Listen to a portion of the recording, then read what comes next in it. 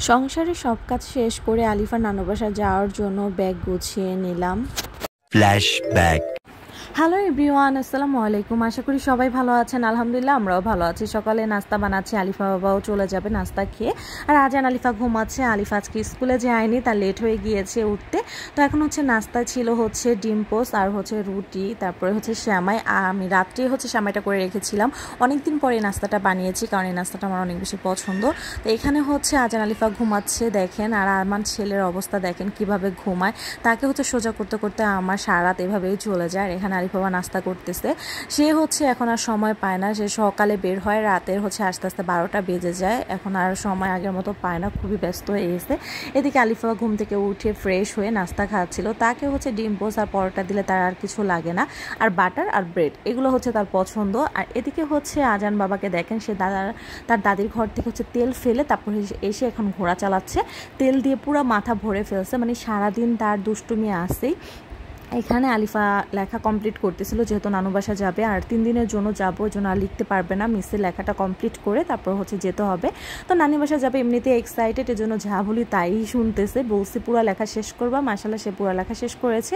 এখন আমি শাড়ি নিব আমার শাশুড়ি আলমারি থেকে, আর আজান বাবা গিয়ে মাঝখানে দাঁড়িয়ে আছে, যেহেতু বউভাতের জন্য একটা শাড়ি চুজ করব। আর হলুদের শাড়ি তো আমরা সবাই একই রকম পরবো, যেটা সবারই আছে বাসায়।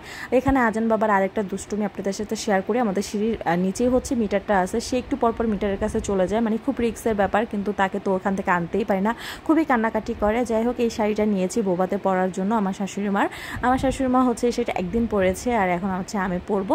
আর এই যে এটা হলুদের, এই কাপড়টা আমাদের সবার আছে, মানে সেম কালারের, মানে সবাই আমরা একসাথে কিনেছিলাম।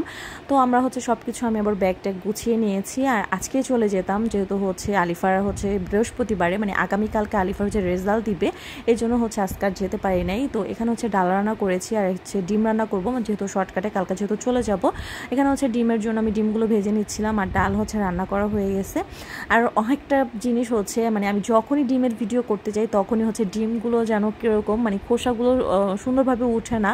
আর শুনেছি এগুলো নাকি নতুন ডিম হলে এরকম হয়। যাই হোক, এখানে ডিম, পেঁয়াজ একটু ভেজে নিলাম, তেল পেঁয়াজ আর কাঁচামরিচ একটু ভেজে নিয়ে তারপর দিয়ে দিয়েছিলাম লবণ, আদা রসুনের পেস্ট, একটু পানি দিয়ে একটু কষিয়ে এখানে দিয়ে দিব গুঁড়ো মশলাগুলো, হলুদ গুঁড়ো, মরিচ গুঁড়ো, জিরা গুঁড়ো, ধনিয়া গুঁড়ো, এগুলো সব কিছু দিয়ে সুন্দর করে কষিয়ে নিব। আর ডিম আলিফার বাবার অনেক বেশি পছন্দ, সে খুবই পছন্দ করে, মানে ডিম ভুনা হলে তার আর কিছু লাগে না।